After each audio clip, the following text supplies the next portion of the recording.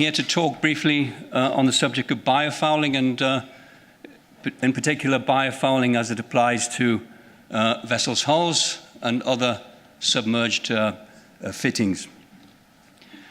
The transfer of invasive aquatic species by means of global shipping activity has long been recognized as a significant threat to the world's oceans and coastal ecosystems. If invasive species become established in a new ecosystem, they may adversely affect the environment or damage property and marine resources. Invasive aquatic species, or IAS, are introduced to new environments by ships mainly through ballast water and hull fouling. Over the past 15 years, the attention of the shipping community has necessarily been focused on getting the Ballast Water Management Convention up and running. However, with the implementation of the convention very much now in progress, legislators and environmental groups are increasingly switching their attention to hull biofouling as an important vector for the transfer of IAS. What is biofouling? With regard to ships, biofouling is the undesirable accumulation of various aquatic organisms on ships' hulls, and all ships will be affected to some degree. The types of fouling are broadly categorized as microfouling, microscopic organisms such as bacteria or diatoms, which produce a surface slime on the hull, or macrofouling, being larger organisms visible to the human eye, such as barnacles, mussels, tube worms, and algae fronds. We've got some examples here. You can see some examples of mussels, black-striped mussels, sea squirts, paddle crabs. Those of you who like Japanese food, there's the wakame seaweed. So these plants and animals will hitch a free ride on ships to a completely new geographical area, and if they survive the journey, have the potential to establish a reproductive population and outcompeting or even eradicating native species.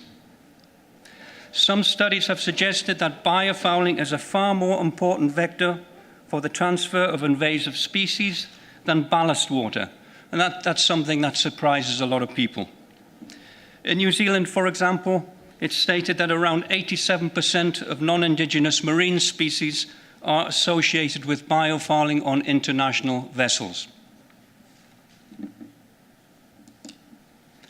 So what do we do about it? Well, the aim, of course, is to keep a clean hull.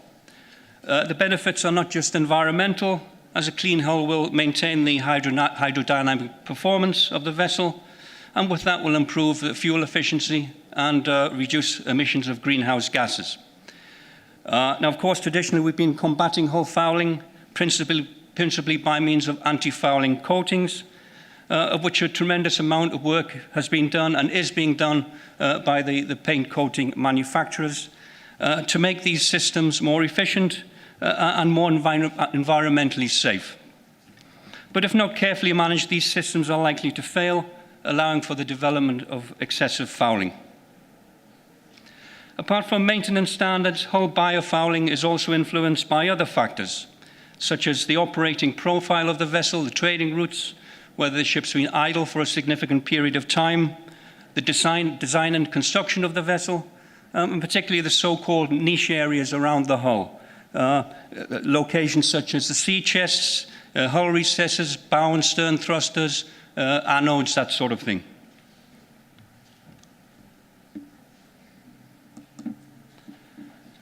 The potential for AIS being transferred through biofouling and causing harm has long been recognized by IMO, and in 2011 adopted guidelines for the control and management of ships' biofouling to minimize the transfer of invasive aquatic species. The guidelines are intended to provide a practical, globally consistent approach to the management of biofouling by the implementation of biofouling management practices. These include the following essential elements for all ships: a ship-specific biofouling management plan and record book, installation and maintenance of the anti-fouling systems, in-water inspection, cleaning and maintenance of the hull and fittings, the design and construction of the vessel, and also training and education for the people on board ships.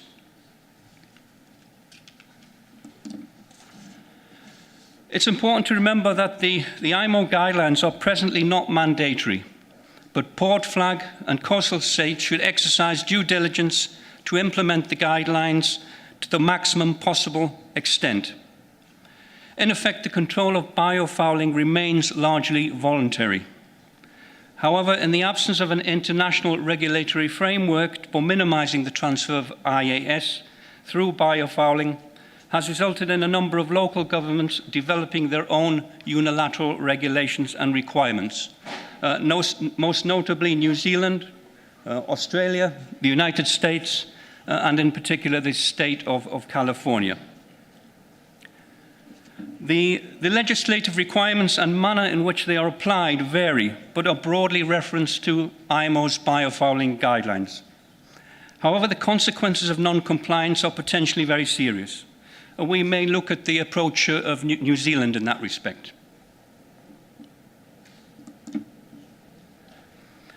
New Zealand introduced mandatory requirements for management of biofouling risks associated with ships entering their territorial waters in the form of the Craft Risk Management Standard, or CRMS, which entered into force in May 2018. The CRMS is implemented and monitored by the Ministry of Primary Industries, the MPI, and specifies that operators must take measures to ensure a clean hull before a ship arrives in New Zealand territorial waters. The clean hull standard is met through either cleaning the hull less than 30 days before arrival, cleaning within 24 hours of arrival, or continual maintenance using best practices. And the example they give is the IMO biofouling guidelines. The second option is not practically available, as there are no available dry docks for your average ocean-going vessel. I think there's a maximum of about 120 meters length they can accommodate. There's not very many of them. And also, in-water cleaning is prohibited in the territorial waters of New Zealand. So the MPI therefore encourages short-stay vessels to meet biofouling thresholds by doing continual maintenance.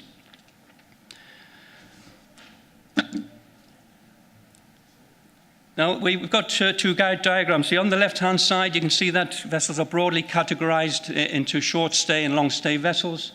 Most vessels will fall into the short-stay category if they're not likely to stay more than 20 days, and they will only call at the first port of arrival. You can see that some biofouling is actually permitted, a slime layer, and also barnacles, and also a certain amount of other biofoulers on the hull and niche areas. However, there are certain biofoulers that are absolutely prohibited. Heavy emphasis is given by the MPI to the management of niche areas also, as you can see in this diagram. With regard to compliance, to demonstrate compliance, short-stay vessels will need to present information on the following to the MPI. That there is a biofouling management plan and record book, that there's evidence of renewal or application of an anti-fouling coating system, when it was applied, the type of anti-fouling, the service life, reports from the most recent hull and niche area inspections and cleaning, the vessel's operational history, where the ship's been, has it been idle for a significant period, and records of contingency plans for clean hulls. So in other words, a contingency plan if the vessel operates out of its normal service area, or if the anti-fouling coating becomes damaged. Upon the basis of information provided, arriving vessels will be risk assessed by the MPI and assigned a biofouling risk rating. With regard to in-water hull and niche area inspections and cleaning, the MPI will expect to see reports accompanied by date-stamped photographs and/or video. In the event of non-compliance, if a vessel cannot prove that they are compliant with the standard, they may be subject to a diving inspection. If non-compliance is confirmed, it's likely the vessel will be ordered to leave the territorial waters and not re-enter until further cleaning has been carried out. We are aware of at least 2 incidents where vessels were directed to leave New Zealand territorial waters for heavy biofouling, and others had their itineraries shortened. So with regard to the future, what can we expect? Well, the biofoulers are going to continue fouling. High levels of shipping activity will continue to provide a means for aquatic organisms to transfer from one place to the other. Some of these organisms are highly adaptive, resilient, and destructive. Until such time as IMO's guidelines become mandatory, there is the probability that other governments will introduce their own unilateral regulatory requirements, potentially creating a very undesirable and inconsistent approach to the issue. Charter party disputes in relation to delays and additional cleaning costs can be expected. And with regard to the impact on P&I, there is the potential for fines for non-compliance, as well as perhaps liabilities for the disposal of biohazard waste. And what should we be doing about it? Well, to raise awareness both in the office and ashore as to what biofouling hazards represent and how they can be dealt with emphasis on training and best practice. It's recommended that ship managers create biofouling management plans for international trading vessels now, and to adopt a broader view of hull maintenance and cleaning regimes to both improve efficiencies and protect the environment, a real win-win situation. Thank you.